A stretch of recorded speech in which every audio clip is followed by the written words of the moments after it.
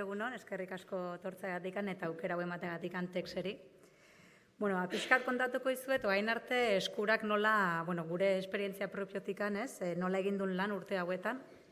Eta, eskura enpresa kooperatiba txikia izanik, azkenean gure kasuan espezializazioa izan da gure helburua, ez? Espezializazio horrek egin digu gure lanean sinistea, guk dakiguna gehiago ezagutuz, azkenean segurtasuna eta ziurtasuna eman digu, ez? Eta horrek azkenen gure lan egiteko moduan konfidantza eman digu.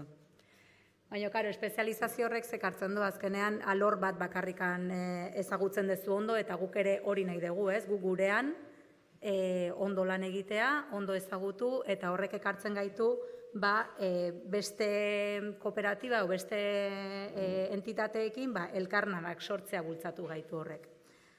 Azkenean, proiektuei erantzuteko, guk, ez dut esan, baina guk aplikazio mugikorrak egiten ditugu, eta guk gure alorra da aplikazioa.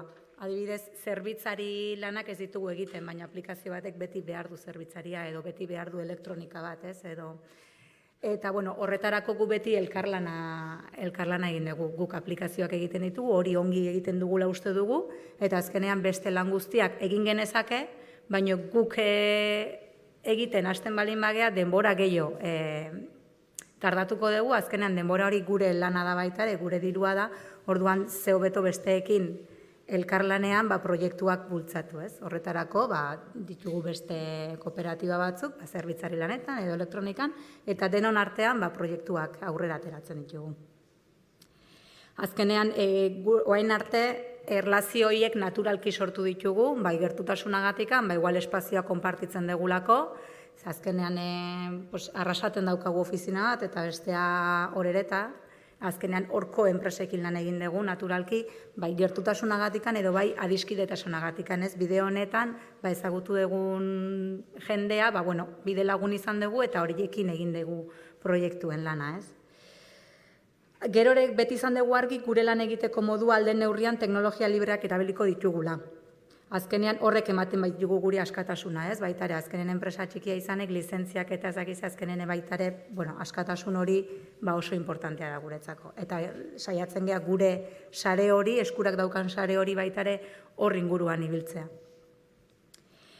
Eta, gure baliabide, pixkat irakurrikot parrafau, gure baliabide teknologikoak jabe izanik, gure gaitasun kolektiboen guztiz jakitun izanik eta jakintzak modu librean trukatuta, bide komunean egin ahal izango dugu aurrera burujabetza teknologiko dut. Pixkat hori izan da gure bidea orain artekoa, ez? Orain arteko bide honetan, aurkitu ditugun bideko harriko eskor batzuk komentatuko izkizuet ze arazo ikusi ditugun, enpresa txikia izanik edo gure lan egiteko moduagatikan edo, pixka bat esplikatuko dizuet ze arazo topatu ditugun bidean urte hauetan, ez? Hasieran proiektu txikia ginen, ez, eskura sortu zenean, ez ginen ez dara usartzen proiektu handiagotara juten, ez? Azkenin beldurrak edo, pixkat hasieran proiektu txikiak, prototipoak edo inkluso beste enpresen subkontrataziotikan, ez? Beste enpresek eskatzen ziguten lana edo dena delakoak gauzatzen genituen, ez? Baina, urteen arabera, azkenen gure jakintza eta gure baliabideak ezagutu ditugu, ikusi dugu ongi egiten ditugula eta, pixka bat proiektu interesgarriagoak hartzeko aukera izan dugu, ez? Eta azkenen beldur horiek galdu eta gure konfiantza ere erein dugu urte hauetan. Orduan, baino ikusten dugu gehiagora ere iritsi gaitezkela. Gauza da, proiektu handien sarbidera oso zaila egiten zaigula. Ze hemen badaude, zentru teknologiko handiak, enpresa handiak beti, norbanakoari eta bezeroei edo instituzioei beti konfiantza gehiago ematen dietela. Azkenean, hemen badaude Euskal Herrian zentro teknologikoak, azkenean prensan daude ia egunero, eta, horiek ematu konfiantza gehiago ematen dutela, ez? Baina azkenean guk beraientzako lan egin izan dugu, proiektu batzuetan, baina erreferentziatasuna azkenen beraiek eramaten duten, naiz eta gu proiektuaren barne izan, ez? Esperientzia honek baitare eraman gaitu ikustera gu beraiekin lan egin dugun hauetan, azkenean ez garela beraiek jakintzan, zenbakian eta tamainan diferentzia asko dago, baina jakintzan ez daukagu bate enbidiatu beharrik beraiei, ez? Ikusten dugu guk inkluso guri kontratatzen gaituztela espezializazioagatikan. Azkenean, beraiek lan asko egiten dute enpresa txikiekin eta ikusten dugu hori guri balorean jartzen gaituela, ez? Baina beti guri, hori, invisibilizatzen gaitu, eta azkenean proiektu handitako zati txiki bat ematen digute, baina kudeaketa guztia eta azkenin beraiek dira, hain handiak dira, diru laguntzak eta proiektuen kudeaketa beraiek eramaten dute, baina gehienetan lan gehiena enpresa txikiek egiten dutela. Hala ere, gaur egun arazo handienetako bat baitare gaiez aldatuta ikusten dugu hemen bultzatzen ari dan ekintzailetza eredua oso arriskutsua dela. Ikusten dugu hemen oso modan jarri dela orain startup eredua, ikusten dugu azkenan horrek jolasten duela asko ekintzaile berri batekin, bere ilusioarekin, sartzen diote baitare inbersoren munduan, eta hori dana, eta hori ikusten dugu guk oso arriskutsua. Gu eskuratikan aukera eduki dugu olako lau proiektukin lan egitea, lau startupekin. Gaur egun esan dezakegu, aste honetan enteratu gea laugarrena ere itxi egin duela, jende gaztea, ilusioarekin, azkenean kriston inbertsioa eman dute, bai familiari dirua eskatuz, beraiek, azkenean urteak hor, inbersoren bila azkenean proiektua azten dute, azkenean beraien helburu bakarra da inbertsioa lortzea, eta azkenean bukatzen dute itxita. Guk lau proiektukin egin dugu lan, lauak itxita daude, eta esan behar dut lauak daukatgula faktura bat zorretan gurekin. Orduan, eredu hau nola garamatza, ez? Azkenean, ez dakit, erreflexio bat egin behar dugunek uste baitare, orain sortzeragoaz teksto horretatik, ez? Eta guri hori ikusi gaitu kompetentziak, azkenean ikusten dugu eredu honek, startupen eredua, dagoela oso basatuta kompetentzian. Kompetentzia azkenean da, nik sortu nahi dut proiektu hau, eta hau da kristona izango da, ezakize, kompetentzia dago, eta honek bultzatzen du guztiz kompetentzi ambito hori, ez? Eta guk kompetentzia beste betaurreko batzukin ikusten dugu, ez? Eskuratikan eta baita tek sortzeragoa zen entitateen baitan. Azkenen kompetentzia guretzako ez da kompetentzia. Guk, denak gera enpresa teknologikoak, baino bata bestearekin elkarlanean azkenean lagundu iten gea. Azkenean, 4 begik 2 baino gehiago ikusten dute, 6 begik 4 baino gehiago ikusten dute, eta azkenean proiektuak aberasgarriagoak denak bukatzen dugu irabazten, eta egia esan esperientzia oso politak izaten dira, ez? Gainera, proiektu batean denentzako lekuare badago, alor asko ditu proiektu batek, eta azkenean denen artean, ez? Hori xe.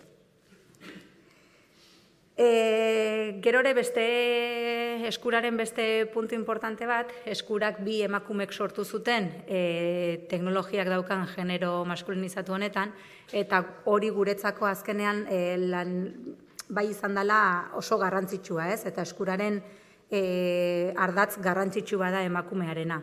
Azkenean nahi deguna da bisibilizatu baita ere emakumeak teknologian bagabiltzala, eta, oraintxe bertan eskurak 2 emakumek sortu zuten, eta oraintxe gaude 3 eta 2 gizonezko.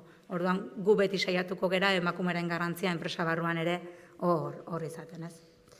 Eta, nondikan sortzen da Tex, hau izan da eskurak pixka eta eduki duen ibilbidea, ez? Eta Tex azkenean sortu da azkenean ez da kasualidade sortzen, ez? Ekonomia sozialen aldatzailean eta teknologia libreak sustatzen gabiltzan zenbait kooperatiba teknologikoren elkarlanetik sortu da.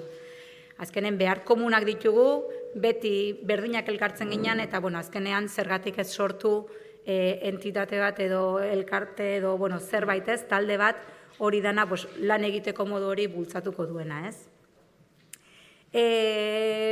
Ekainean presentatu genuen Tex, horeretako merkatu zarren, eta egia esan harrera oso ona eukizun, jende pila bat etorri zan. Eta, bertan egin genitun dinamika batzutatik, ikusteko bakoitzak ze behar ditun, eta ze behar izan daitezken komunak. Egia esan behar asko atera ziren danon artean, ez, komunak ziranak, bat ibidez irakurriko ditut. Proiektu edo laguntza hundietara sarbidea, azkenean jendeak esaten zuen, proiektu europarretara guk ez daukagu sarbide erresik, azkenean hemen dauden zentro teknologikoak eta oso errez daukate hori egitea, ez? Baina guk, igual denen artean, ez? Igual sartu gaitezke proiektu horietan. Finantziazio laguntzak askotan kooperatiba txikiak edo enpresa txikietan arazo handiena finantziazioa da. Hor, elkarlanean igual jorratu daiteken lan badala. Produktu hardware berriak sortzeko laguntza ere ateratzen zen, proiektuen komunikaziorako laguntzak, bideo edo eta baliabide batzuk sortzea elkarlanean, eremu fisikoaren elkarbanatzea, ez bakarriko gurkin batera goaz eta hor gaude 5 enpresa, sino que igual ofizina komun bat hartu denon artean, edo hori ere elkarbanatu, ez? Zerbitzuak partekatzea, adibidez zerbitzariak, zergatik uki behar du bakoitzak bere zerbitzaria edo bere interneta edo sareak, ez? Garapen eta prototiporako materiala elkarbanatzea, denboraren baitan jakintza elkarbanatzea.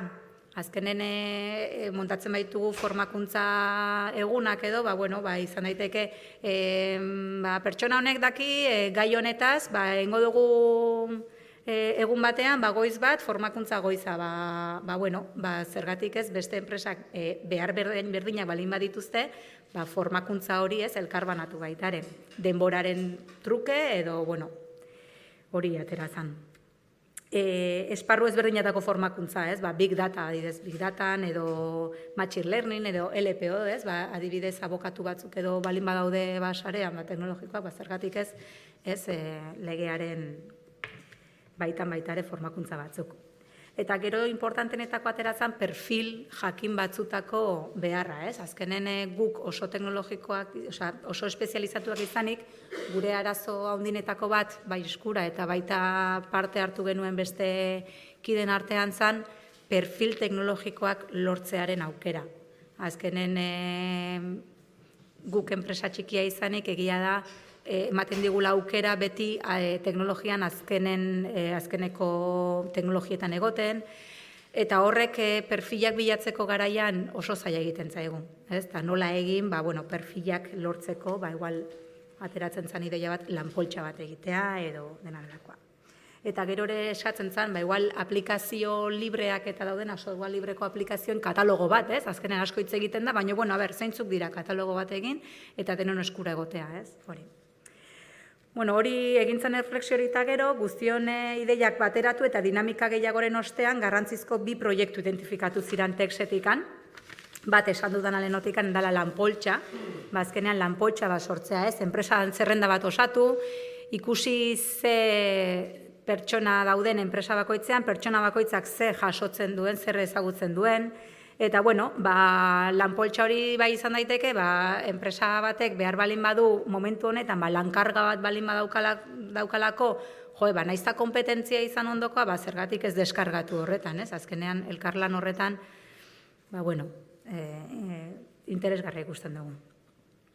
Gero baita ere ikusten dugu lanpoltsa hau, eta baita tex ere, formazio zentrotan ezagutarazi. Azkenean, formakuntza hauek, praktikak eta formakuntza zentrotako ikasleak, praktikak baita ere igual gure enpresetan egin ditzazketelako, ez? Bisibilizatzen badugu tex, pixka bat lan zentroetan gurekin konta dezaten, ez?